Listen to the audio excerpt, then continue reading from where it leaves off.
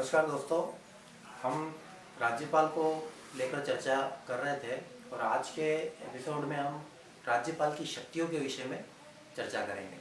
देखिए, राज्यपाल की शक्तियाँ कौन कौन से प्रकार की शक्तियाँ हैं और उन सभी प्रकारों की जो शक्तियाँ हैं उनसे संबंधित क्या क्या अच्छी बातें हैं, वो सारी बातें हम चर्चा में लेंगे। ठीक है, देखिए हमारा टॉपिक क्या रहेगा आज का, राज्यपाल की शक्तियाँ। ठीक है, अब मैं यहीं से आपसे एक प्रश्न करूंगा कि निम्न में से, पहला ही प्रश्न सुनिएगा, निम्न में से किस प्रकार की शक्ति राज्यपाल को प्राप्त नहीं है। तो प्रश्न क्या है, देखिएगा, निम्न में से किस प्रकार की शक्ति राज्यपाल को प्राप्त नहीं है। जैसे ऑप्शन दे रहा हूं मैं आपको। ऑप्शन है विधायी शक्तियां, ऑप्शन बी, मैंने आपको बताया ऑप्शन बी अपन ले सकते हैं, जैसे मैंने लिख दिया न्यायिक शक्तियां, सी लिख दिया सैन्य शक्तियां, डी लिख दिया वित्तीय शक्तियां। ठीक है, तो यहाँ से हमने एक प्रश्न बनाया है कि राज्यपाल की शक्तियों के संदर्भ में कि निम्न में से कौन सी शक्ति राज्यपाल को प्राप्त नहीं है। तो देखिए, विधायी शक्तियाँ, न्यायिक शक्तियाँ, सैन्य शक्तियाँ, वित्तीय शक्तियाँ। तो हमें यहाँ इस बात का ध्यान रखना है कि राज्यपाल को किस किस प्रकार की शक्तियाँ प्राप्त हैं। यदि ये हमें पता होगा तो हम ये बता पाएंगे कि निम्न में से कौन सी शक्ति जो है वो राज्यपाल को प्राप्त नहीं है। तो आपको ध्यान रखना है कि राज्यपाल को 4 प्रकार की शक्तियाँ प्राप्त है। कितने प्रकार की? 4। मैं चारों प्रकार ध्यान देता हूँ, 4 प्रकार की कौन कौन सी शक्तियाँ राज्यपाल को प्राप्त हैं। तो आप देखिएगा, राज्यपाल को 4 प्रकार की शक्तियाँ प्राप्त है। नंबर 1, जिसे हम कहते हैं कार्यकारी शक्तियाँ। नंबर 2, विधायी शक्तियाँ। नंबर 3, हम कह सकते हैं वित्तीय शक्तियाँ। नंबर 4, हम कह सकते हैं कार्यकारी, विधायी, वित्तीय व न्यायिक शक्तियाँ। ठीक है, तो आपने देखा था उस ऑप्शन, जो मैंने 4 ऑप्शन उस वक्त दिए थे, उसमें मैंने सैन्य शक्तियाँ लिखा हुआ था। और यहाँ आप देख रहे हैं कि राज्यपाल की शक्तियों में कार्यकारी शक्तियाँ हैं, विधायी शक्तियाँ हैं, वित्तीय शक्तियाँ हैं, न्यायिक शक्तियाँ हैं, लेकिन कहीं पर भी सैन्य शक्तियों की बात मैंने नहीं करी है। और ना ही मैंने यहाँ पर कूटनीतिक शक्तियों की बात करी है, ना ही मैंने आपातकालीन शक्तियों की बात करी है ना। तो ये जो कूटनीतिक, आपातकालीन, सैन्य शक्तियाँ जो होती हैं वे राष्ट्रपति को तो प्राप्त होती हैं, लेकिन राज्यपाल के संदर्भ में नहीं होती। राज्यपाल को केवल यही 4 प्रकार की शक्तियाँ प्राप्त हैं: कार्यकारी शक्तियाँ, विधायी शक्तियाँ, वित्तीय शक्तियाँ और न्यायिक शक्तियाँ। हम एक एक करके चर्चा में लेंगे। सबसे पहले हम कार्यकारी शक्तियों को पढ़ेंगे, तत्पश्चात हम वित्तीय शक्तियाँ, विधायी शक्तियाँ और न्यायिक शक्तियों के बारे में चर्चा करेंगे। तो हम शुरू करते हैं सबसे पहले कार्यकारी शक्तियों को लेकर। ठीक है,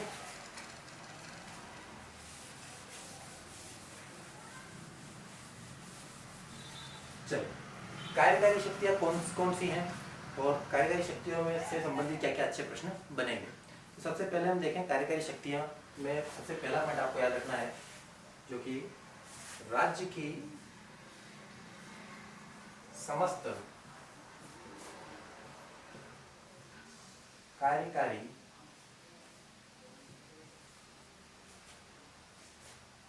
कार्यवाही राज्यपाल के नाम से होती है। यानी कि राज्य सरकार कोई भी कार्य करेगी तो वह कार्य किसके नाम से होगा? राज्यपाल के नाम से होगा। इसीलिए हम क्या कहते हैं, राज्यपाल जो होता है वो कार्यकारी प्रमुख होता है। क्यों होता है? क्योंकि समस्त कार्य जो है वो राज्य सरकार किसके नाम से होते हैं? राज्यपाल के नाम से होते हैं। दूसरी बात, कार्यकारी शक्तियों में जो सबसे बड़ी बात है, कार्यकारी शक्तियों में जो सबसे बड़ी बात है वो ये है कि राज्यपाल कुछ महत्वपूर्ण नियुक्तियां करता है। वो नियुक्तियां किस किस पद पर नियुक्तियां होती हैं, किस किस को नियुक्त करता है, वो बातें हमें ध्यान रखनी है। सबसे पहले राज्यपाल मुख्यमंत्री व मंत्रिपरिषद को नियुक्त करता है। तो क्या बात ध्यान रखनी है, हमसे पूछा जाए प्रश्न के मुख्यमंत्री को नियुक्त कौन करता है, तो राज्यपाल। मंत्रिपरिषद को नियुक्त कौन करता है, तो राज्यपाल। और मुख्यमंत्री और मंत्रिपरिषद दोनों ही राज्यपाल के प्रसाद पर्यंत पद पर बने रहते हैं। ठीक है। दूसरी बात, राज्यपाल राज्य निर्वाचन आयुक्त को नियुक्त करता है। ठीक है। जैसे आपने देखा होगा कि राज्य के अंदर जो पंचायती चुनाव होते हैं, नगर पालिका के चुनाव होते हैं, वो जो है कौन सा निकाय करवाता है, राज्य निर्वाचन आयोग करवाता है। और उस राज्य निर्वाचन आयोग का जो आयुक्त है या अध्यक्ष है, उसकी नियुक्ति किसके द्वारा की जाती है, राज्यपाल के द्वारा की जाती है। ठीक है। लेकिन यहाँ पर एक बात और ध्यान रखने वाली है कि इस राज्य निर्वाचन आयुक्त को नियुक्त तो राज्यपाल करेगा, लेकिन हटा नहीं सकता है। ठीक है। हटाने का अधिकार जो है वह किसके पास है, राष्ट्रपति के पास है। इसके अलावा और किसके बारे और कौन सी नियुक्ति करता है राज्यपाल, तो उसके अलावा आप ध्यान रखिएगा, राज्य महाधिवक्ता की नियुक्ति करता है ना। एडवोकेट जो जनरल होता है उसकी नियुक्ति किसके द्वारा की जाती है, राज्यपाल द्वारा की जाती है। यानी राज्य सरकार पर जब भी कोई न्यायिक प्रक्रिया अपनाई जाती है तो सरकार की ओर से जो वकील होता है वो व्यक्ति कौन होता है, महाधिवक्ता होता है। इसकी नियुक्ति किसके द्वारा की जाती है, राज्यपाल के द्वारा की जाती है ना। और इसका वेतन, इसका कार्यकाल, ये सभी चीजें कौन निर्धारित करता है, राज्यपाल निर्धारित करता है। किसको, राज्य महाधिवक्ता की। ठीक है। इसके अलावा और कौन सी नियुक्ति की जाती है, चलिए वो भी देख लेते हैं। एक नियुक्ति, महत्वपूर्ण नियुक्ति आपको ध्यान रखना है कि राज्य के अधीन, यानी राज्य के अधीन समस्त विश्वविद्यालयों का कुलाधिपति होता है। यानी एक स्टेट के अंदर, एक राज्य के अंदर जितने भी विश्वविद्यालय होंगे उन सबका वाइस चेयरपर्सन कौन होगा, राज्यपाल होगा। और उन यूनिवर्सिटीज, उन विश्वविद्यालयों के जो कुलपति हैं, ये देखिएगा यहाँ वर्ड लिखा है कुलाधिपति, यानी कुलपति का भी कुलपति। लेकिन आप ये ध्यान रखिएगा कि जो पर्टिकुलर यूनिवर्सिटी है उसके कुलपति की नियुक्ति राज्यपाल द्वारा की जाती है, और उन सभी यूनिवर्सिटीज, उन सभी विश्वविद्यालयों का जो कुलाधिपति होता है वो कौन होता है, राज्यपाल होता है।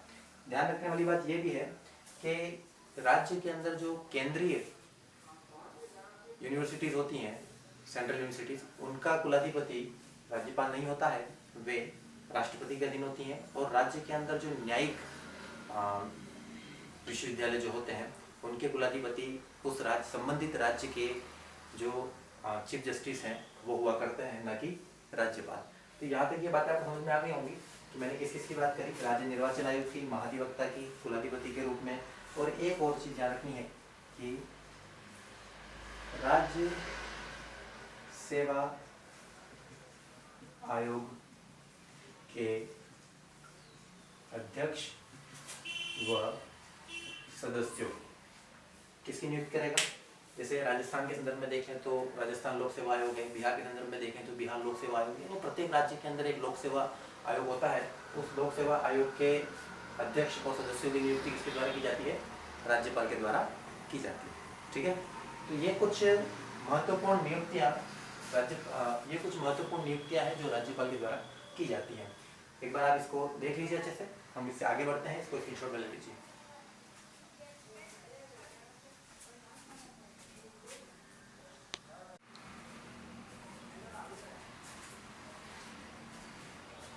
राज्यपाल की कार्यकारी शक्तियों के बाद हम राज्यपाल की वित्तीय शक्तियों के बारे में चर्चा करेंगे। कौन सी शक्तियां, दूसरी प्रकार की शक्तियां हम जो पढ़ रहे हैं वो है वित्तीय शक्तियां।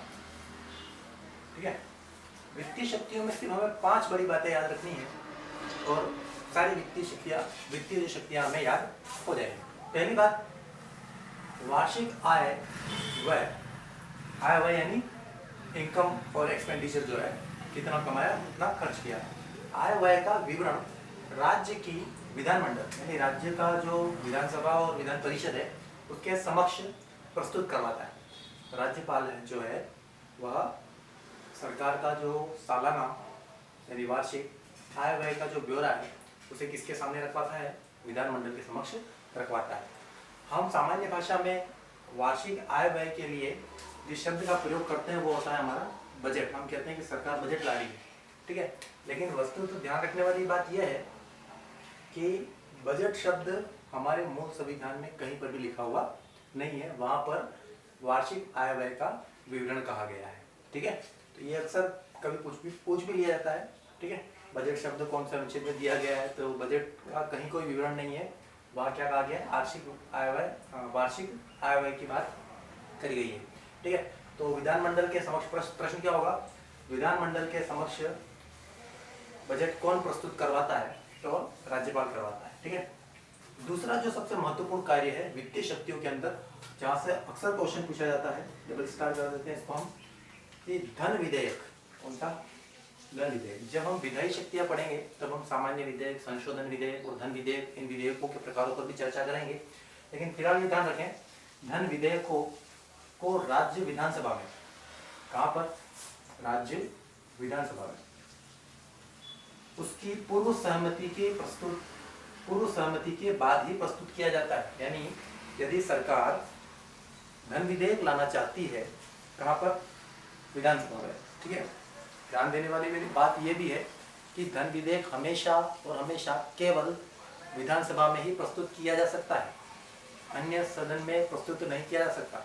जैसे हम कहें कि क्या धन विधेयक को विधान परिषद में प्रस्तुत किया जा सकता है? नहीं, धन विधेयक हमेशा विधानसभा में ही प्रस्तुत किया जाएगा। यदि हम केंद्र सरकार के संदर्भ में बात करें तो धन विधेयक को हमेशा लोकसभा में प्रस्तुत किया जाएगा, और राज्यों के संदर्भ में बात करें तो धन विधेयक कहाँ प्रस्तुत होता है?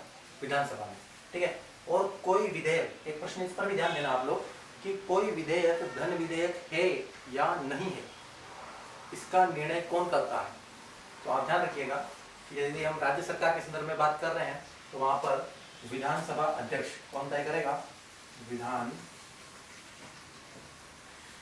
सभा अध्यक्ष, ठीक है। और केंद्र सरकार के संदर्भ में बात करें तो वहाँ पर लोकसभा जो अध्यक्ष होते हैं वे तय करते हैं कि कोई विधेयक धन विधेयक है या नहीं। यहाँ हम क्या देख रहे हैं कि धन विधेयक हमेशा कहाँ प्रस्तुत होता है? विधानसभा में। लेकिन विधानसभा में प्रस्तुत करने से पहले जो सरकार है उसे चाहिए कि वह पूर्व सहमति ले ले, यानी धन विधेयक विधानसभा में जाएगा उससे पहले ही राज्यपाल के पास पहुंचेगा। वे कहेंगे कि हाँ, इसे आप जो है वो विधानसभा में प्रस्तुत कर दीजिए। वे अनुमति देंगे, सहमति देंगे तो ही विधानसभा में प्रस्तुत किया जाएगा, अन्यथा नहीं होगा, ठीक है। तीसरा जो सबसे महत्वपूर्ण है, तो हमने भी तीसरे पर जाने से पहले एक बार आप दोबारा धन विधेयक के बारे में समझ लीजिए कि धन विधेयक, कोई विधेयक धन विधेयक है या नहीं है, इसका निर्णय कौन करेगा? तो विधानसभा अध्यक्ष करेगा। धन विधेयक केवल प्रस्तुत किया जाता है तो केवल और केवल विधानसभा में प्रस्तुत किया जाता है, विधान परिषद में प्रस्तुत या विधानमंडल के अन्य किसी सदन में प्रस्तुत नहीं किया जाता है, ठीक है। और धन विधेयक का प्रावधान हमारे संविधान के अनुच्छेद 110 में, कौन से अनुच्छेद 110 में किया गया है, ठीक है। तीसरा जो हम पढ़ने वाला है वित्तीय शक्ति के संदर्भ में, कि जो राज्यपाल होता है वह प्रति 5 वर्ष, हर 5 साल में, कितने साल में? हर 5 साल में एक आयोग का गठन करता है। कौन सा आयोग? वित्त आयोग। और ये वित्त आयोग क्या करता है? ये वित्त आयोग जो होता है वो राज्य के अंदर जो पंचायतें हैं, जो नगर पालिकाएं हैं, उन पंचायतों और नगर पालिकाओं की वित्तीय स्थिति को जांचता है और उन वित्तीय स्थितियों को पर रिपोर्ट तैयार करके राज्यपाल के समक्ष रखवाता है। और वो राज्यपाल जो है वो उसे सदन यानी विधानसभा के पटल पर रखवाता है। तो आपसे पूछा जाएगा कि वित्त आयोग का गठन किसके द्वारा किया जाता है? तो आप बताइएगा, राज्यपाल के द्वारा किया जाता है। एक चीज और ध्यान देनी है आपको, वो ये देनी है कि जैसे प्रश्न हमने इससे पहले कार्यकारी शक्तियाँ पढ़ी है ना, तो आपसे कहा जाए कि निम्न में से राज्यपाल की कार्यकारी शक्ति नहीं है। पहला, मुख्यमंत्री को नियुक्त करना। दूसरा, मंत्री परिषद को नियुक्त करना। तीसरा, लोक सेवा आयोग के अध्यक्ष को नियुक्त करना। चौथा, वित्त आयोग के अध्यक्ष को या सदस्य को नियुक्त करना। तो आप यहाँ ध्यान देंगे कि वित्त आयोग के अध्यक्ष या सदस्य तो नियुक्त कर रहा है वो, लेकिन वो किसके अंदर रखा गया है? वित्त आयोग का गठन वित्तीय शक्तियों में रखा गया, न कि कार्यकारी शक्तियों में। ठीक है, तो इस तरीके से आपको डिस्क्रिमिनेट करके चलना है कि कौन सी वित्तीय शक्तियाँ हैं, कौन सी जो है वो कार्यकारी शक्तियाँ हैं, कौन सी विधायी शक्तियाँ हैं और कौन सी जो है वो न्यायिक शक्तियाँ हैं। ठीक है, और आपको कंपेरेटिवली इन चीज़ों को देखना है। चौथा और पांचवा कि राज्य सरकार किसी भी प्रकार के अनुदान की मांग नहीं कर सकती। नहीं कर सकती है इसे मतलब पहले जो है वो राज्यपाल की अनुमति जरूरी है, राज्यपाल की अनुशंसा जरूरी है, तभी वह अनुदान की मांग कर सकती है। और ना ही आकस्मिक निधि में से कुछ, जो राज्य सरकार की आकस्मिक निधि इमरजेंसी जो फंड है उसमें से कुछ खर्च कर सकती है, वह उसी स्थिति में खर्च कर पाएगी जब राज्यपाल उसे अनुमति देगा। तो यहाँ हमने 5 बड़ी बातें, ठीक है, वित्तीय शक्तियों के अंदर 5 बड़ी बातें देखी। वार्षिक आय व्यय का यानी बजट रखवाता है। दूसरा, धन विधेयक प्रस्तुत करने से पहले उसकी अनुमति जरूरी है। पंचायतों के लिए, नगर पालिकाओं के लिए हर 5 साल में क्या करता है? वित्त आयोग का गठन करता है। अनुदान की मांग नहीं की जा सकती, उसकी अनुदान की मांग के लिए उसकी अनुशंसा जरूरी है। आकस्मिक निधि में से खर्च करने के लिए भी राज्यपाल की अनुमति जरूरी है। ठीक है, तो आप इन शॉर्ट एक कॉन्सेप्ट बिठा कर चलें कि वित्तीय शक्तियाँ मतलब राज्यपाल की 5 अनुमतियाँ, और 5 ही यहाँ पर आप देख रहे हैं, 1 2 3 4 और 5 ही जो है वो इसकी वित्तीय शक्ति।